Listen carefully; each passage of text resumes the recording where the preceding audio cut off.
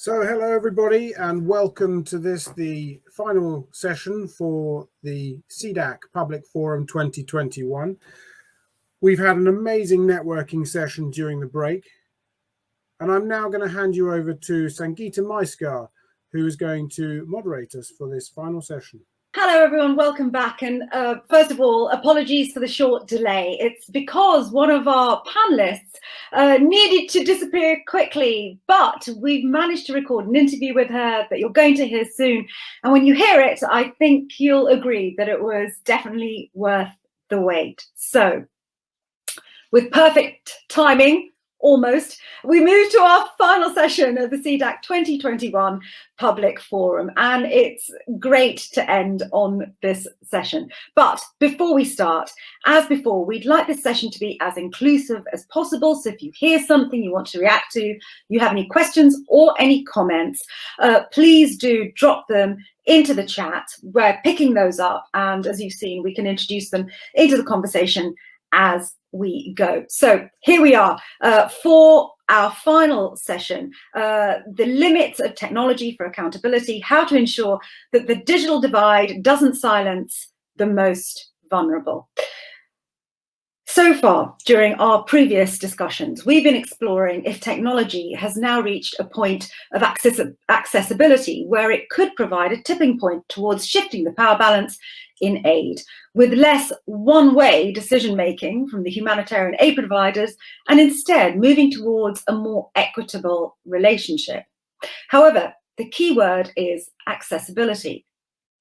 In humanitarian responses, it's not uncommon to have poor infrastructure with poor access to the internet, an unreliable mobile phone network, or lack of electricity. And while some people who need aid may have good physical access to the infrastructure, they still may not be able to use it, whether it's because of the wrong language, a lack of skills, or their disabilities. If we're to meaningfully make humanitarian aid fully accountable to the people we serve, it really means all of the people we serve in a truly inclusive way.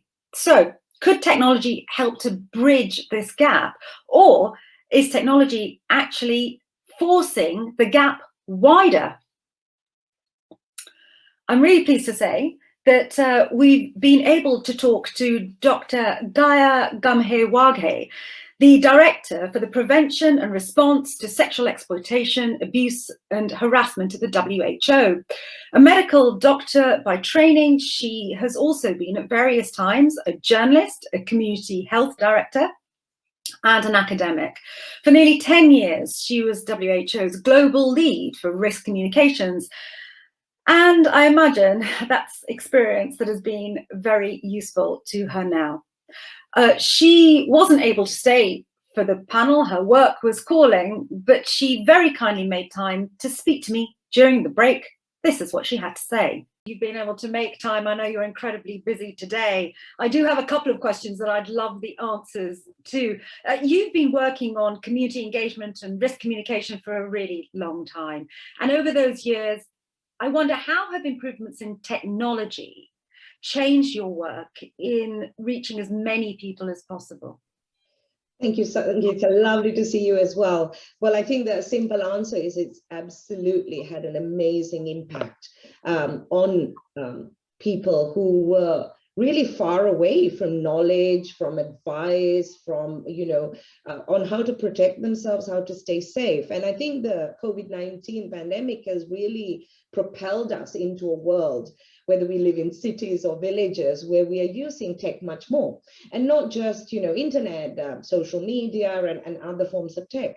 But I think the biggest lesson, particularly in the last couple of years with COVID-19, is that the access to technology has been really impacted by inequities that exist. So rich and poor, where you are geographically, whether you're a man or a woman. I mean, for example, we know that in any country, rich or poor, women tend to have lower access to the internet.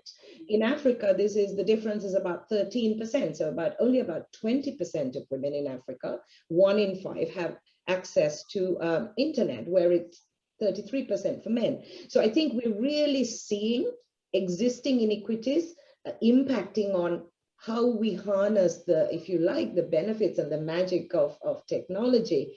And you know, Sangeeta, one of the greatest things that we've been worried about is not just technology, but the barriers to access it. So sometimes you can say it's free, but people still have to pay for data. And they have to make a choice, do I buy food or do I pay for data?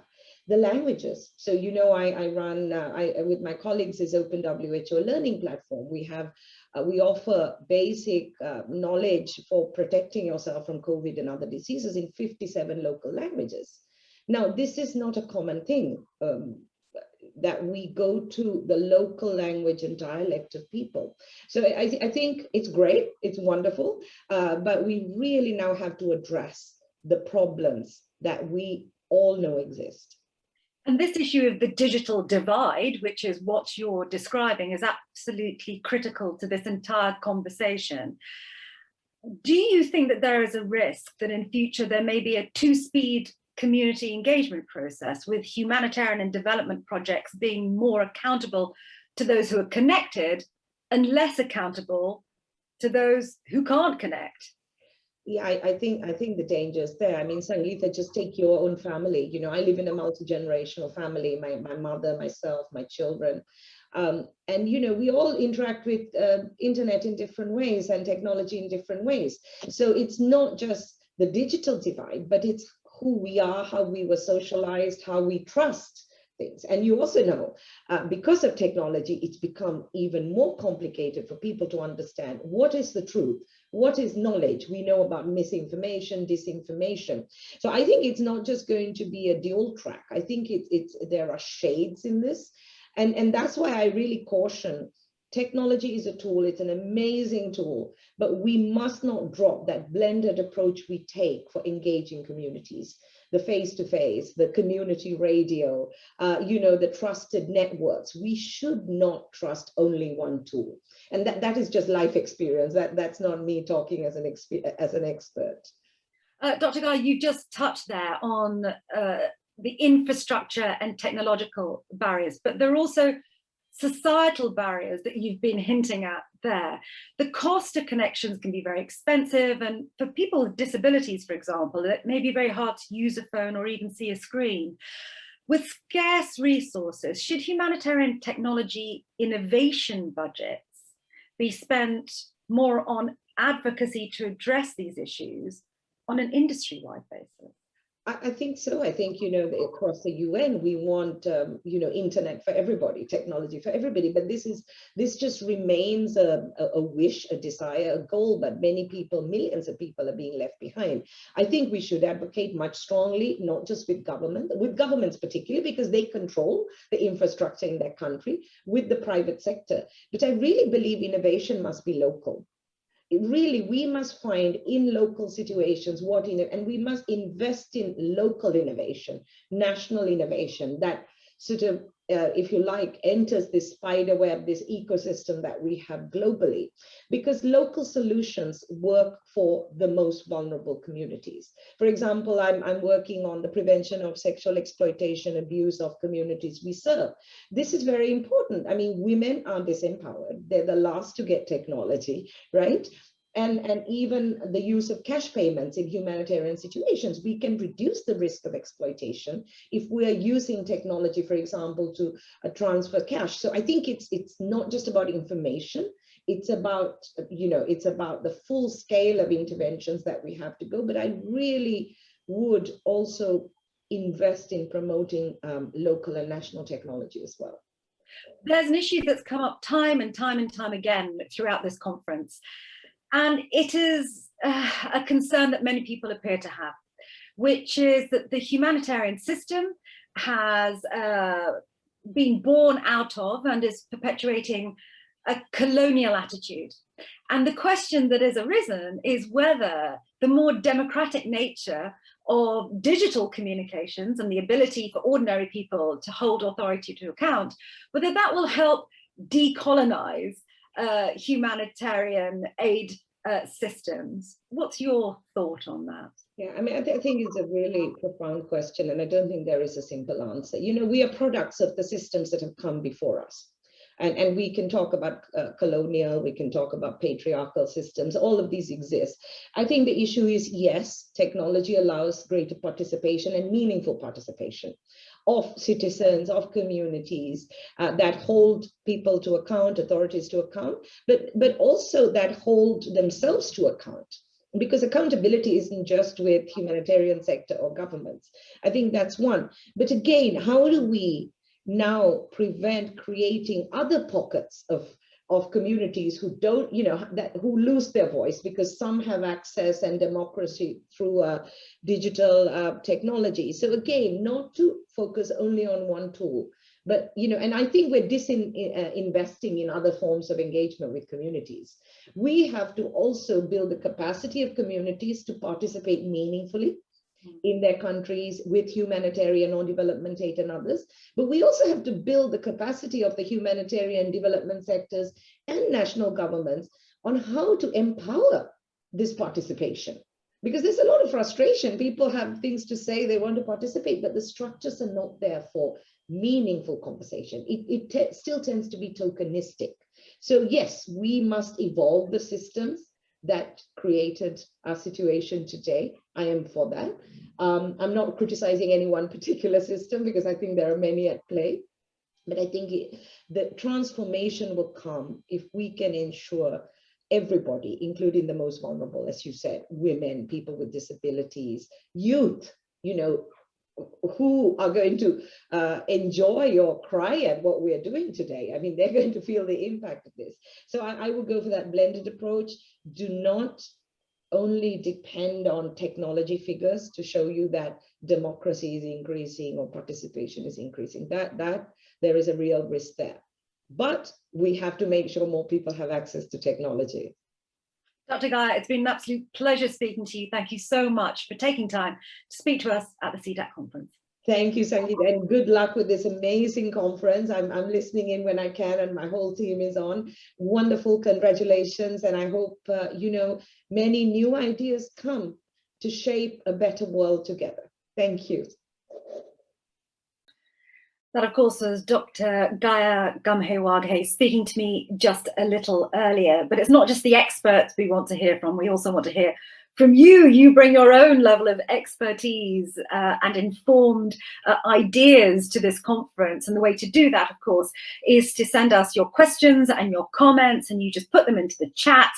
We have a brilliant behind the scenes team. They're going through those and they're bringing those to me, and I'll be introducing those into the conversation as and when possible. So let's move on then to this second panel of the day, our final panel, the limits of technology for accountability, how to ensure that the digital divide doesn't silence the most vulnerable. Let me therefore introduce you to our two panelists today.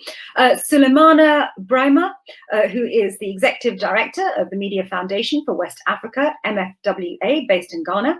Sulemana is also a former national newspaper editor, a writer on technology, and also the Secretary General of the ECOWAS civil society platform on transparency and accountability in governance. Welcome, Sulemana. Also, we are very pleased to say that we have Caroline Vuillemin, the Chief Executive for Fondation Hirondelle, an NGO which provides information to populations faced with crisis. Previously, she was in charge of the United Nations Radio Project in the DRC, as well as the International Foundation for Electoral Systems, where she participated in election observation missions in the DRC, Rwanda, Burundi, South Africa, and Nigeria. Welcome, both of you. Thank you very much. Thank you. Dr. Gaya raised some absolutely fascinating points there, and I hope that you got a chance to listen to her. What were your instinctual reactions to the points that she raised? Sulemana. Well, thank you very much. I think I listened to her, and I was privileged to also listen to the very great conversations in the previous panel when they were talking about localization from afar. So the question that I keep asking myself is, development is very much meaningful when it involves the people for whom interventions are being led. The belief and conviction is that community people should initiate their own interventions, lead them, participate in them, and actually be the ones at the forefront of it. So the question to ask then would be, this conversation we are having about how not to leave the vulnerable people behind in terms of the conversations. Why are we, for example, not really directly engaging with those people? Why are we not picking the voices from the communities and all of that? And I believe we all do know the answers to these. And essentially, it is because, first of all, these communities that are affected by the issues that we talk about every day, in the first place, may not have access to technology. Well, in some communities, they may have access to technology, but would lack the skills to be able to connect and engage. And even where they have access and they have the skills, they may not have the resources to be able to afford the high cost of data in many parts of the world, particularly in this part of the world, in Africa. And even where in cases, they have access, they have the skills, and they can afford, there is the issue about the language and how can they engage. So in a particular community in Ghana, for example, yes, a certain person in the rural area, first of all, may have internet access, may have the skills to connect, can afford the data, but the person cannot speak English. And here we are having this beautiful and brilliant conversation in English. So essentially, these are the barriers that we all know about. And that leads me to the whole narrative about tech being democratic. And I think that I've heard that time and time again, that technology is democratic and platforms are democratic. And it's because people are free to participate and all of that. But I tend to share a different perspective, because if you take Africa, let's take Ghana, for example. During elections, every effort is made to ensure that wherever people live, however disconnected they may be, registration is taken there, people are able to register, and during the elections itself, people are able to vote, even as we went biometric. So the question is, if governments are prepared to do these, as part of the democratic processes, why is it that technology that is now driving everything, governments will be comfortable in having some people out? And in rural Africa, for example, the data shows that there's just about 6 to 7% of people who have access to broadband internet. And so whether tech is democratic would be about having everyone on board. And indeed, when we talk about development and democratizing development, it's also about the steps that we take to ensure that people are on board to be able to use the e-services that we are now all proud of, whether it is mobile money, e-passport application, and all the e-services that we talk about, for which reason we say technology is great. Caroline, Sulemana, I can hear myself back. Ian, if you could just step in, right. Caroline, Sulemana raises so many interesting points, doesn't he? Not least who's responsible for the rollout of internet connections, that software, hardware, and applications.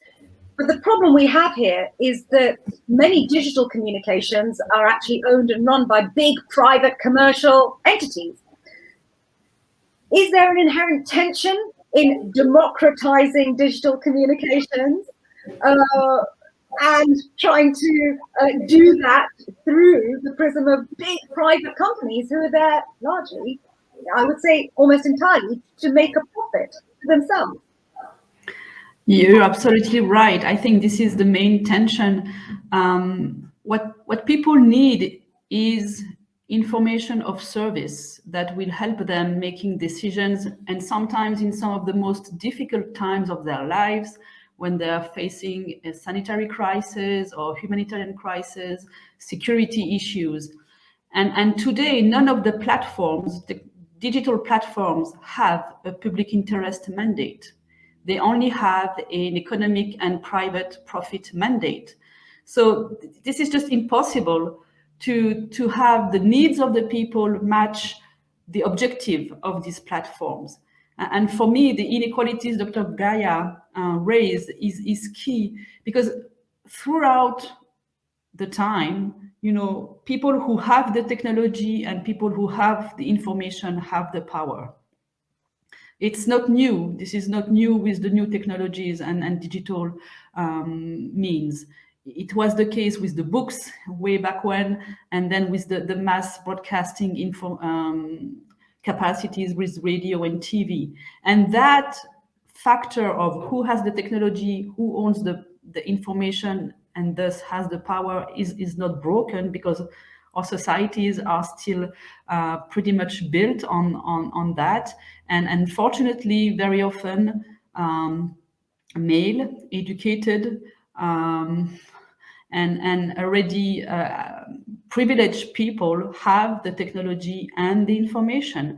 And as long as we don't break that dynamic, any technology we will invent will actually perpetuate, and even in the case of the digital technology, reinforce that inequality.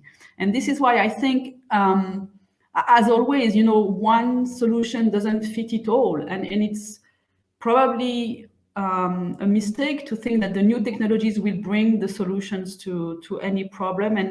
And as always, looking at the reality of the context, is a local radio, is a local media, is a community media the best tool to have people express themselves, express their needs, and be able to reach them and bring them the information? If so, let's do it. Yeah. It's not wrong, and it's not like old-fashioned, as long as it is actually efficient. So Caroline, I'm going to come back to you on this, not least because I spend quite a lot of time presenting on radio, and I believe it is an absolutely wonderful, direct method by which to communicate with people. But before I do that, Sulemana, you so eloquently and clearly encapsulated the challenges for people when it comes to accessing digital platforms. I'd like to just explore that with you first before we discuss radio. Earlier today, we started off with Dr. Agnès Calamard describing her belief that access to the internet should be a human right. She believes that digital communications, digital access is so fundamental to the way in which we live. It should be a human right, and that it should be the responsibility of governments to ensure that's the case, in cooperation with private companies who own platforms. Do you think that's a solution? Well, I think increasingly we are realizing how fundamental access to technology and the use of technology is to the well-being, the development, the health of people. So, for example, in Ghana, in terms of tracking, in terms of monitoring, in terms of surveillance, it was predominantly done via technology.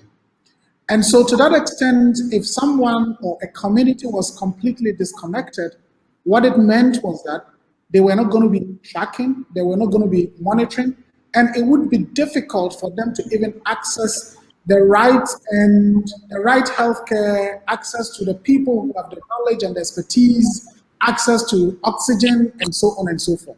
Therefore, if you look at it from these perspectives, talking about access to technology is almost talking about life-enhancing tools, life-enhancing platforms, livelihood platforms, and so on and so forth. And I think that apart from that, in Ghana, for example, in terms of access to banking services, access to, a lot of government services are being digitally transformed. Now, without beginning to think about making access to technology or digital rights a fundamental right, it would mean that, yes, we acknowledge the importance and how central this is to the lives of people, and yet we are not prepared to acknowledge that simply because it would then put a burden on governments to ensure that that right is upheld, that right is respected, and of course people would then also begin to assert that as a fundamental right. But I certainly agree with her that it is becoming something that we need to consider as a right. Karen, very briefly, your view on that. Should access to the internet be a fundamental human right? Sorry. Yeah. Well, I think access to information opens other rights. This is what, there is no hierarchy in the rights, but if you don't... This is very specifically goes beyond information, very specifically talking about access to the internet. Yeah, but internet for what? For information? Because for me, internet to play or to, you know, people have to also be educated on this is a costly access, not only because of power and money, but because nothing is free. You're giving out your personal data, you're giving out many information about what you're doing online. So if you are willing to do that, at least it should be to access valuable information or to access a public service. And if all these public services are now digital, of course, it has to be a human rights, and it has to be guaranteed by the governments, and like any other access to a public service. Carolyn, you've been doing something quite interesting, which is where access to digital communications aren't available. You've been going back, as you just mentioned briefly, to a much more elemental way of communication, in my view, through your organization, Fondation Hirondelle. Can you tell us what you do? Yes, well, Hirondelle is an organization that was created to produce and make available information to people facing crisis so that they can make decisions. And we were created 26 years ago, and from the beginning we've been working through radio because we work in local languages, we work in very fragile contexts, and radio was and remain really, especially in sub-Saharan Africa, the media that people have.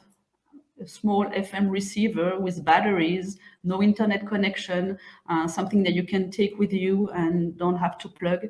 And so you can reach to illiterate people, you can reach in several languages, you can reach people on the move, and with one transmitter, you can really have a population cover that is very important.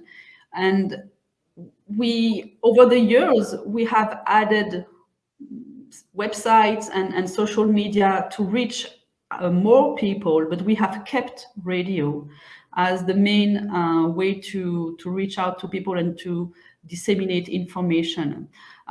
Over the last 18 months, and with the COVID crisis, we also added a service through a Canadian partner via Vuillemin, which means via mobile. It's for people to access the equivalent of a podcast, but through their mobile phone, and not a smartphone, a regular mobile phone. They dial a toll-free number, they get to a platform, they can select the language they want to listen to, they can select the program they want to listen to, and with a regular phone, they can access information. And we have seen that offer very popular in Mali, in Central African Republic, in Niger. People calling from areas where they cannot be covered by FM, or when the radio, the local radio is down because of technical issues or security issues, they can still access the information. Do you know, obviously I'm not a humanitarian, I'm a journalist, I've worked for many years, but it does strike me that the issue of donors and funding is absolutely critical to driving forward innovation, progress, even in terms of communication. Carolyn, do you think that there's a sort of snobbery that's developing about old-fashioned radio, analog radio as you've described it, versus the rush towards digital communication.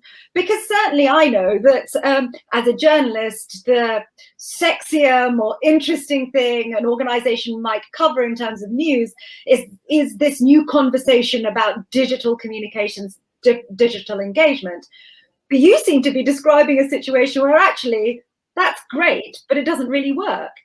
I wonder what impact that has on you attracting funding, because perhaps you're not getting the same level of glamorous coverage for a sexy new story. Thank you. You know, our focus is the content, and I think we do raise funds and we get the support and the trust of donors because they understand that what is first and most important is the content, and making sure that the information that is produced respond to the needs and will be reliable and helpful to the people.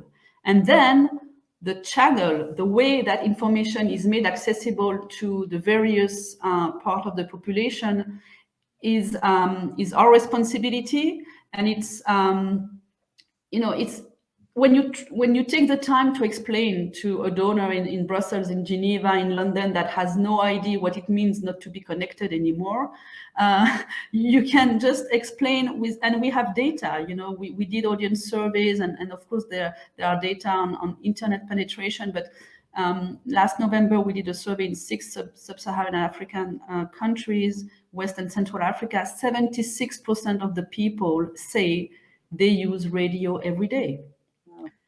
So why use another tool? You're going to miss the people. You're going to miss your receivers.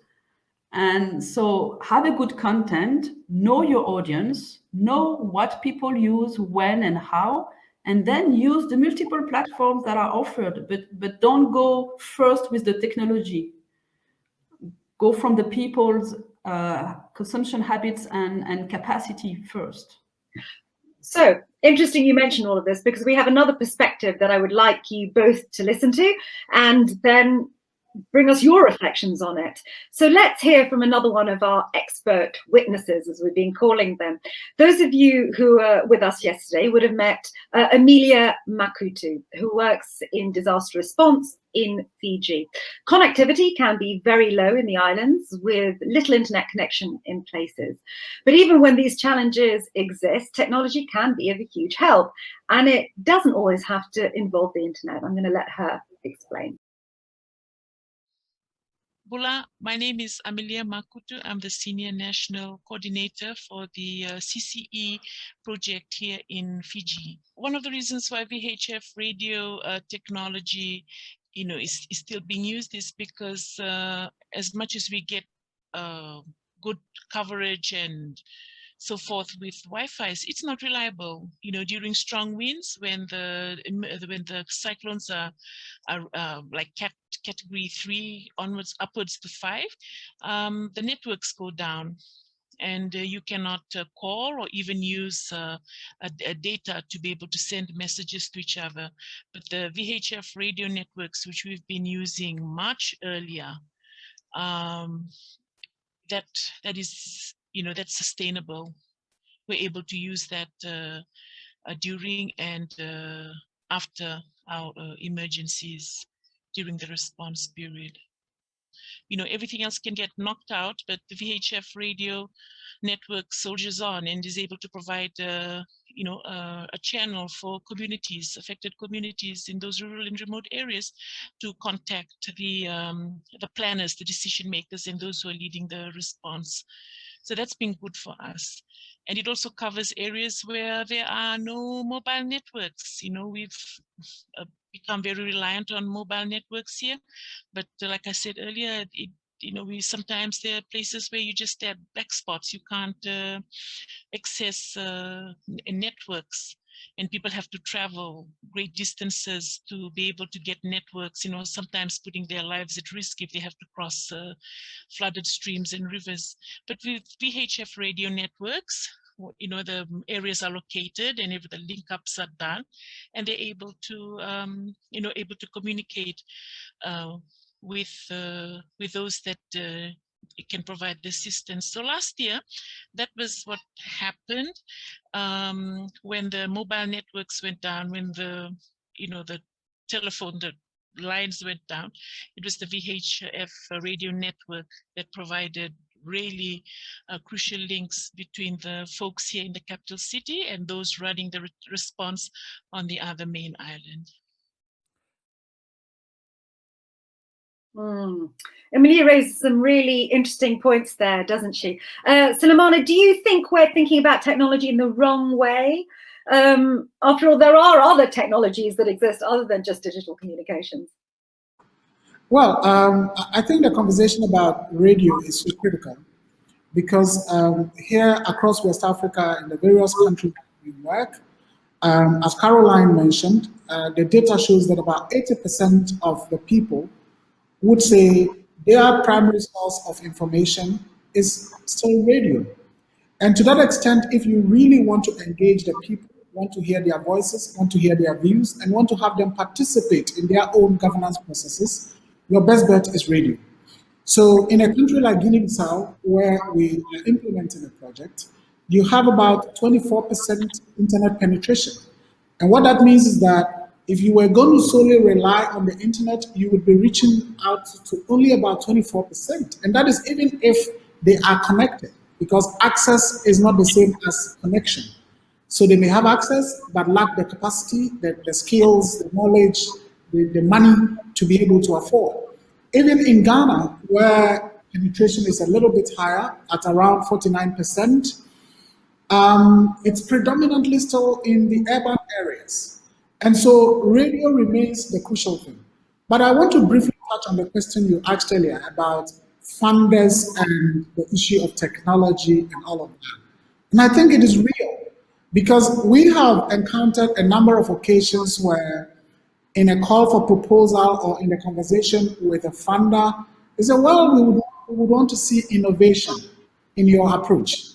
And to a large extent, when they talk about innovation, it's mainly about how do you involve digital technology in the implementation of the project. So there are occasions where you know very well the communities that you are engaging may really not have the capacity to engage with digital technology, but, well, you say you have to give it a trial. And we have done before, where in some districts in Ghana, in Burkina Faso, in Cote d'Ivoire, we have said, well, why don't we create, for example, a Facebook platform where citizens can engage with the authorities. You create it, you train the administrators and all of that, you leave, and within a matter of a week, they tell you, well, we don't have money for the data to keep the platform going. And the people who have to engage are saying they cannot either afford the data or they don't even have the smartphones to be able to connect. So I think that is real. And we need to emphasize the point you made, that technology is not only just about the internet. It's also about radio and the other, even traditional mechanisms through which communities communicate with each other, communities share information with each other. And until we get to the point where, yes, technology is everywhere, people can use this, they can afford it, and all of that, then perhaps we can say tech is everything and tech must be everywhere. Yeah. Interesting, because you bring me nicely onto the next issue I'd like you both to think about, and of course our audience. On this issue of rethinking technology, we can now go to our last expert witness for this public forum. Let's meet Gil Aravello. He thinks that the problem with technology is that we are too innovative, or rather, we try too hard to be repeatedly innovative. He thinks that when it comes to low bandwidth community engagement technologies, we need to fundraising not just for constant innovation, but for the steady long-term improvement of an idea. So if we do innovate, we also need to put the time and funding in to properly develop and sustain it. Let's hear from him. Hi, my name is Gil Francis Aravello. I'm currently deployed in Dushanbe, Tajikistan as a risk communication and community engagement advisor and specialist for UNICEF, basically coordinating now the interagency RCC working group in Tajikistan, and at the same time working with partners on monitoring for the likely influx of Afghan refugees here over the last 10 years with most of the agencies. Not only about this, like each agency right now, like every year, they would like to do some hackathons, series of inviting startups to provide them some series of running and testing all this platform. I think I mean, if you look at it, it's more really having the time really to look into how this system would work. Like for instance, it took how many years before everyone is like appreciating the use of Kobo tool, not only for the conduct of assessment, but the use of Kobo tool for even engaging the communities in a series of community consultations. Why is that? Because this is the only time when it took them time really to look into this, to reflect, to review if the system works or not. In the same way, actually, the problem with this agencies with enough resource and capacities is that it's always donor driven. We all know that. That's the usual suspect. Everything is donor driven, and they're only given like to implement that within a certain timeline. And the monitoring part of it and the system to improve it is basically the ones being, somehow I would say being always left behind and not given enough consideration. And this has always been the problem. And we keep on struggling the moment there's another emergency, because what's happening is that we try to reinvent the process, or if we really learn from that experience or the previous emergency, we come up again with something that is either we tweak it or just simply reintroduce it so that people would appreciate it, but not really looking into like the level of engagement, the level how people use it. Because right now, as I said, there are so many platforms or apps our people are using, even especially for the COVID-19 pandemic, because for the COVID-19 pandemic, we are limited or restricted to any kind of face-to-face community consultation. So we use hotlines. We use, either people are into digital platforms, of course. You use all internet kind of platforms in order to engage the community while maintaining this, this minimum preventive health measures. However, as I said, this is the only time where we were able to see, how people value this platform. But the humanitarian system only see it as a way for them to engage, to engage them briefly, but not really looking into the meaningful engagement, how we address feedback, how we capture the feedback using this and that, different platform, how the system works, what are they providing feedback to improve for later conversation, for later dialogue. This is something, that's always and will always be missing. Not only with the report coming from the agency, but the way we improve and the way we conduct, testing and pilot testing all this platform. Like for instance, as I've said before, some digital companies right now, or even some even the telecoms, like the mobile operators, it took them how many years dealing with various emergencies? It could be armed conflict, it could be from I would say from natural disasters, and now with the global pandemic, to realize about the value of re-evaluating and at the same time re-amplifying the use of same technology. I'm talking about same technology, for instance, for future response, not reintroduce a new technology again or new apps for to communicate with community. As I said, like for instance, the Kobo tool. Kobo tool has been around for how many years?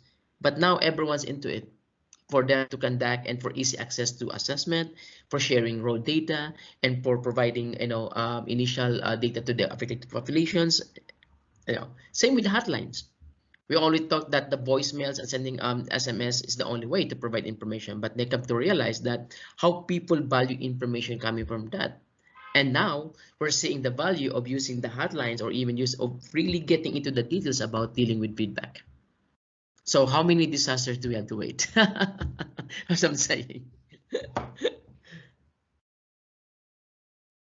Yeah, that was very interesting there. Hill mentioning a couple of things there. Kobo, the survey tool for assessing people affected by disasters, which can work on a smartphone and tablet, but I think it also has a battery operated function, which means you can work offline. And that was developed by humanitarians who were addressing a problem that they had come across themselves.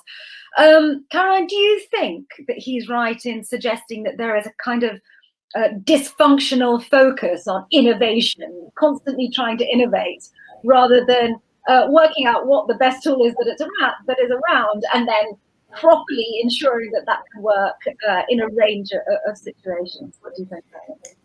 No, I do share the feeling that every year there must be a new innovation while we have not digested and fully optimized what is existing. I just want to give two examples of things that, you know, from the ground, from the field, people do, and maybe in the north or in the donors or some humanitarian agencies, they want to pass to something else already.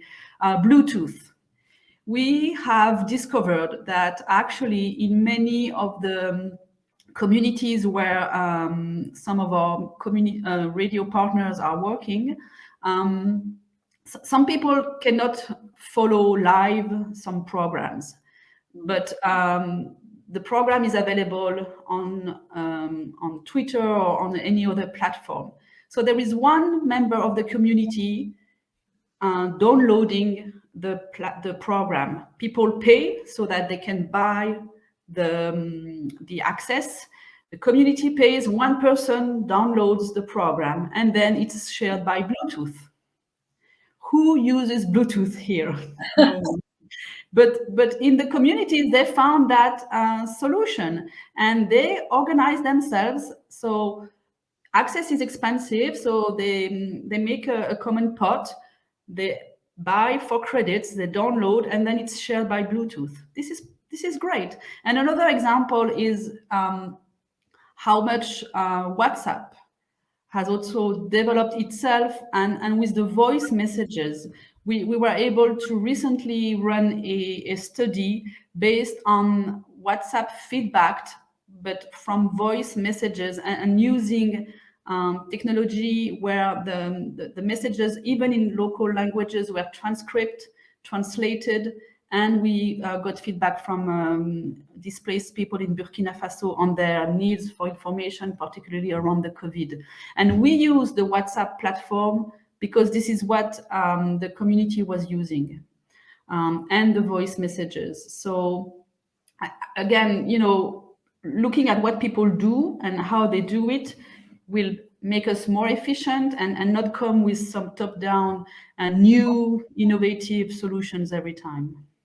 Sulemana, this has been a repeated theme throughout the 2 days of the conference. If you've been coming in and out, you would have heard it, which is actually supporting innovation at grassroots level within communities, allowing them to generate their own solutions, and then investing in those in a sustainable way. Is that something that you would support, and have you ever seen it in action? I think that indeed, with WhatsApp platforms, as Caroline mentioned, we are seeing a lot of communities coming up with their own platforms to sort of help develop their communities. And I belong to about 3 of them, which are local language platforms. So one has about 300 people, the other has about 200 and something, and the last one has about 100. Now, and these are in 3 different languages. So these are just community people who have mobilized themselves onto a platform, and all they do is voice, you know, the voice notes. So you record, you send, you record, you send. Now, when it all started, one challenge that we saw was that even as the community members still insisted that if you are from this community and you live in the capital or you live outside the country, please be mindful that about 90% of the people on this platform cannot read and write. And therefore, all we take is voice notes. And people still insisted, you know, typing and sending in their messages via, and until they developed a rule that, well, if you type, we warn you, the next time you do, we warn you again, the 3rd time you are kicked out. And people are respecting the rules on the platform. And these platforms are discussing, you know, the agricultural practices that are working. Somebody says, oh, my crops are dying, what can I do?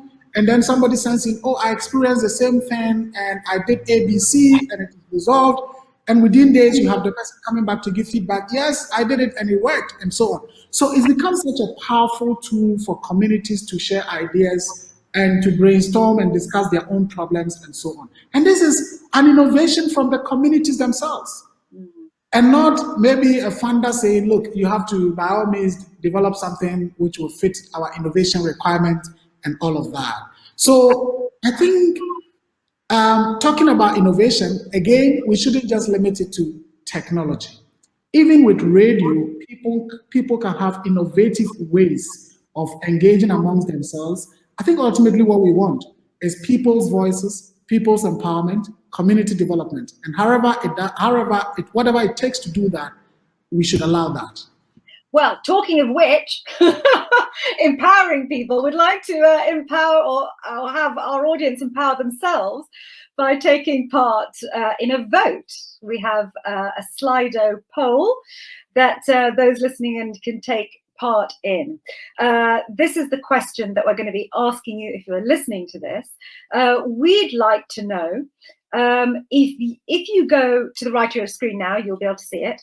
The question is, should we spend more funding on monitoring and evaluating fewer older ideas to see what works, and much less on new innovations, pilot studies, and hackathons? Let me ask that question again. Should we spend more funding on monitoring and evaluating fewer older ideas to see what works, and much less on new innovations, pilot studies, and hackathons?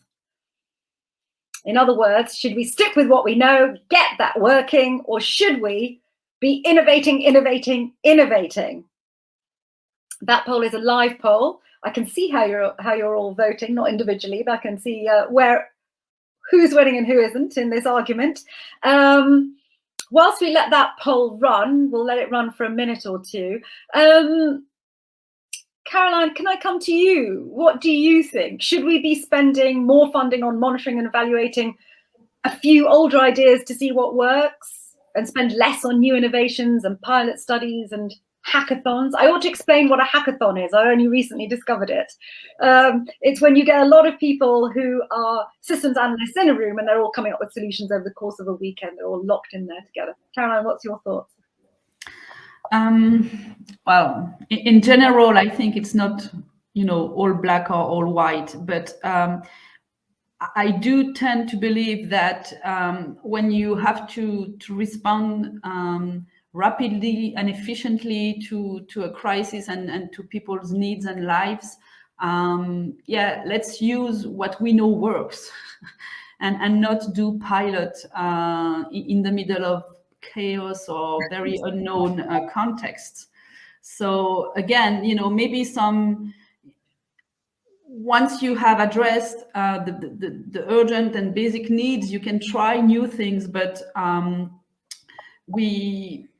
when it is about being efficient and making sure that we will not delay the response, we will not complicate for the people the access and the information they need, I would say, let's use what we know is working. And indeed, I think monitoring and evaluating some of the current processes is needed.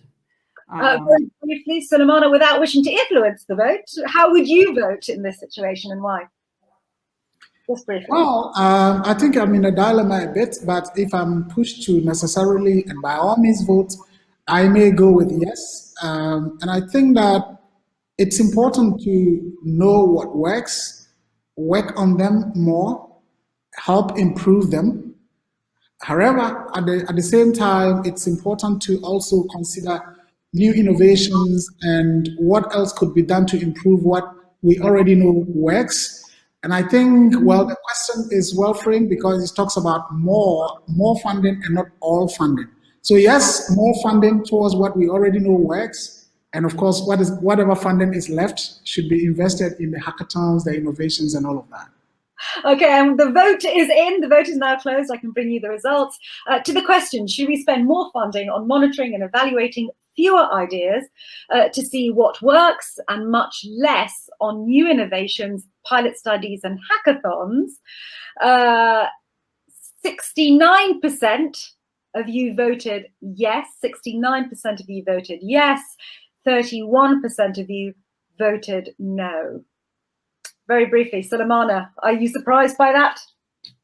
Not certainly. I think it's in line with my thinking. More for yes and less for no, but not a no for each.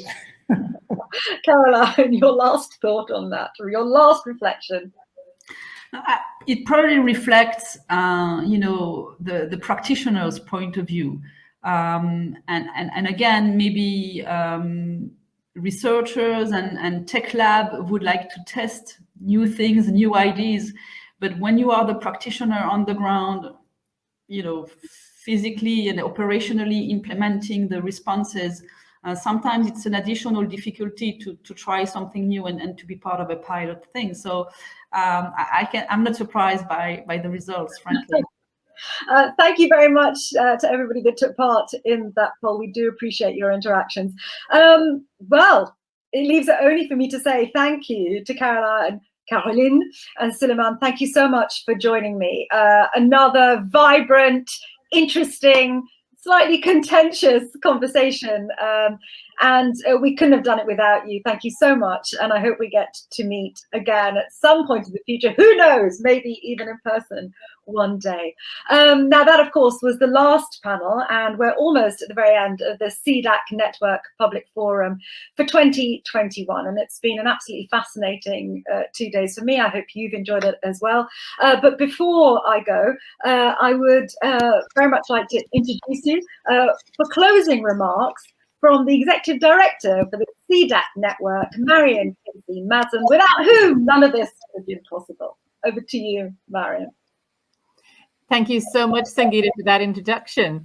And I would also like to say to you, to thank you so much for being a fantastic host for the CDAC Public Forum over the last few days. You facilitated some fantastic discussions. They were really terrific with all of our speakers. And it was so wonderful also to see you, the audience, the many of you who are out there contributing through comments or the instant polls or sharing your ideas through the word cloud. So it really adds to this rich conversation about where we should be heading when it comes to technology in humanitarian assistance, especially as we've reached a turning point in the sector in changing and improving our approach to accountability to people affected by crisis. And I suppose for CDAC, this year has been quite pivotal in that discussion as we head towards our second decade. And we've just this week launched our new 5-year strategy. And our new strategy commits CDAC to having intentional inclusion and the responsible use of technologies across all of our work, working with our members and partners, which include communities, to appropriately use those new digital tools to increase communication, community engagement and accountability. So the discussions over the last 2 days have been incredibly useful, thought-provoking for us as we turn our strategy from concept to actions. And it's also important, I suppose, that practitioners working in our area in a profession as stressed and pressured as humanitarian aid can also have time to reflect and to see themselves and our work in a different light with space to gain a new perspective. And we've heard many new perspectives to refresh our thinking and challenge what does not work anymore. And we've heard quite a number of areas that don't work anymore, but we have great possibilities for solutions. So over the past year in CDAC, we've been delving deeply into this topic. And the last few days have significantly expanded on that discussion. We began the discussion at the Humanitarian Network Partnership Week, which normally is held in Geneva. It was held in April and May of this year, and we have continued to explore different elements of that with numerous experts throughout the year. We'll be working on some conclusions over the next few months, so keep watching this space. So, Sangeeta, thank you again, and to all of our speakers, and we look forward to seeing you very soon. And with that, I hand back to you, Sangeeta. Thank you very much, Marion. And with that, we bring the CDAC Network Public Forum to a close on 2021. We do hope that you've enjoyed the last 2 days and you found them interesting. I certainly have, and hopefully a little challenging as well. We like that, don't we? It keeps the old brain cells working. You've been watching me, Sangeeta Maiska. Before I go, I'd also like to thank those people behind the scenes who have made this possible. Fanman Sang, Murray, Ian, Russell, you've all been great. Thank you for your time, and have a great afternoon, evening or morning, wherever you are in the world. Bye-bye.